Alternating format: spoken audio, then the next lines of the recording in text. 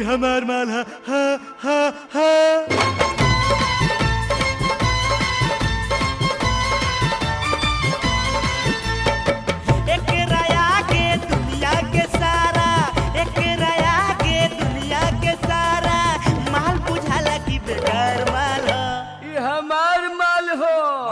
साला धैला चाटे के भार में खानिया फेंक दबा ये हमार माल हा। ई हमार माल हो, ई हमार माल हो, ई हमार माल हो, ई हमार माल हो, ई हमार माल हो, ई हमार माल हो, ई हमार माल हो, ई हमार माल हो। एक राया के दुनिया के सारा, एक राया के दुनिया के सारा माल बुझाला की बेकार माल हो।